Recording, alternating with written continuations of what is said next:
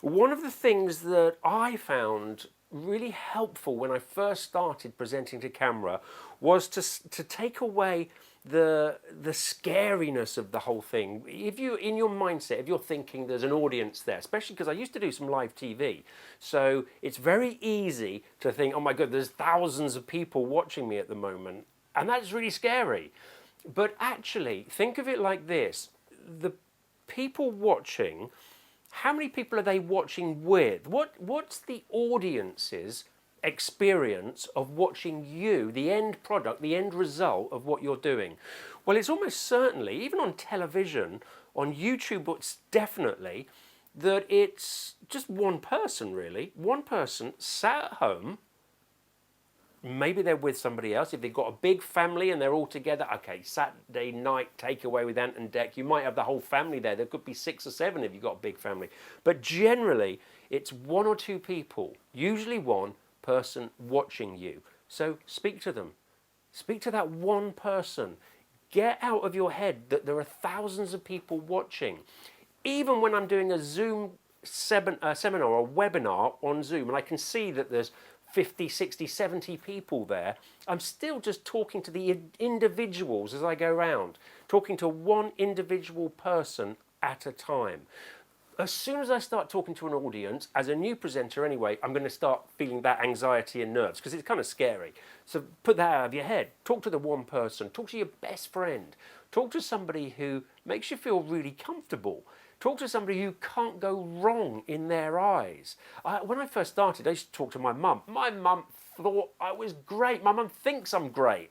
I can't go wrong. I could literally stand there in front of the camera and just go, and she'd go, oh, isn't he great? So talk to somebody who you're completely comfortable with, but talk to one person. And then you just take away all that scary stuff. When we start putting on a pressure on our shoulders to talk to a massive audience, when we start saying things like ladies and gentlemen and coming out with funny, weird phrases that we just don't use when we're sat there talking to one person. But 2, we start getting nervous, and then that's when the wobbling starts and we're looking away from the lens and all that awkwardness starts. So talk to one person. Let's hear what Helen Shepherd has to say about that. So that's Helen Shepherd, BAFTA-winning director, producer. She's done shows on BBC, ITV, Amazon, Channel 4, Channel 5. She's won a BAFTA last year? I think she did 7 BAFTA nominations. She won a couple of RTSs. She's one of the team here at TV Training Academy. And I always say, I've been working with Helen for a long time. I know she won't mind me saying this, that before she started working with me, she hadn't won a BAFTA. And then she worked with me for a bit and won a BAFTA. Congratulations, Helen. I'm trying to take the glory because I haven't won anything like that. Okay, enough of that. So the thing that I was saying there was, or Helen was saying, was just communicate and almost just trick yourself into thinking that you're talking to one person. It's almost like you're in a coffee shop. I like this scenario. You're talking to your best friend in a coffee shop.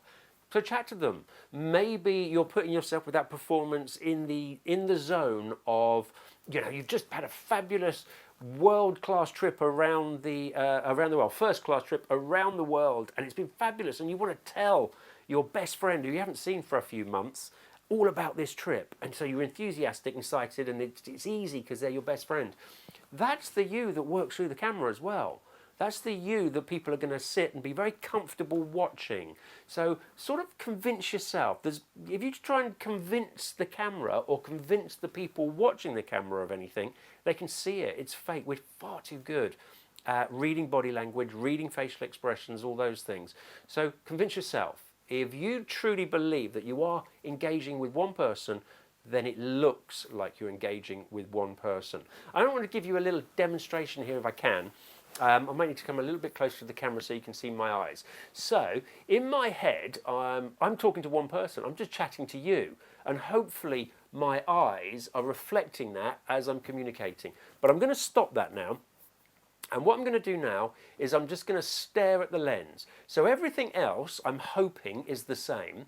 But if you look into my eyes, they're glazing over already. I'm just staring at a piece of glass now. So I'm carrying on with everything that I've done before, but now my eyes are just sort of glazing and looking and staring at a piece of glass.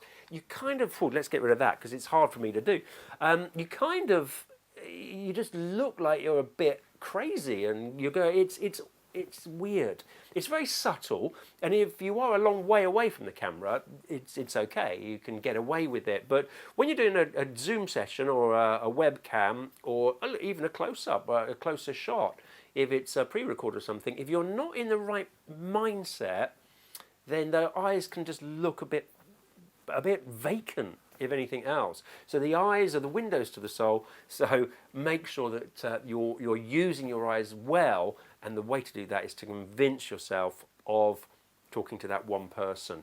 The other thing I wanted to mention in this video, these are just hopefully little helpful tips to make your video presenting easier, or the transition really from going from business in the office and at meetings and physically going out and seeing people, and now converting it all to camera. I'm hoping these are just, making your transition a bit easier. If they are, please comment below. It does help us. Give us a like, subscribe to the channel. That's always helpful. But the last thing I'm going to mention in this video is, if things go a little bit wrong, it isn't wrong until you make it wrong. If you stutter a bit, I think I just stuttered then when I was thinking. If you stutter a bit, if you say the wrong thing, if you get things muddled up and put them in the wrong order, it really doesn't matter. It doesn't matter until you go, oh, sorry, can I start again? Well, you can't if it's a live Zoom, but people tend to do that a lot when it's a pre-recorded video. They let themselves off the hook. They think there's a way out, and they'll take it. And then they're looking to get the presentation perfect in some way. It's never going to be perfect. There isn't such a thing as perfect. It just has to be natural, engaging, and things we've spoken about in the other things. So when things don't go 100% to plan, just carry on like you couldn't care less. And then if you don't care less, nobody else does. If you fluffle a word, fluffle, that's one of my favourite words. I made that up the other day. Just make light of it. Just say, I'll put my false teeth back in and try that again. Or just, not even that. You don't even have to acknowledge it, because most people wouldn't even realise or care until you draw attention to it. So simply don't. Just carry on like you would in that coffee shop scenario. If you muddle stuff up, just go, oh, one of the things I should have said actually earlier on was, and carry on. It's fine. It's normal communication. It's how we communicate when we're talking to each other. So don't change any of that for the camera. If you're doing a marketing video, a business presentation for a company or something like that, well then yeah, you probably would go again if there was a fumble or a stutter, but that's down to the director. If you're a professional presenter, that's down to the director, and they will ask you to roll again or whatever. But don't stop. Even in those scenarios, as a presenter, you carry on until your director says stop. If it's live, you haven't got a choice anyway, so do it with a little grin and a carefree attitude, and your audience doesn't care either. And in fact, what happens is, as soon as you let yourself off the hook of getting things perfect, which you'll never will, but as soon as you realise that and think, oh, it doesn't have to be perfect, it's okay, what that does is it just lifts a weight off your shoulders, and you suddenly just are free to do it your way, free to chat, free to be engaging and normal and natural, without that worry of going to have to get every single word right. That's not the case. We're not reciting scripts. We're communicators of messages. So when things go wrong, just carry on like you couldn't care less. That's it from me today.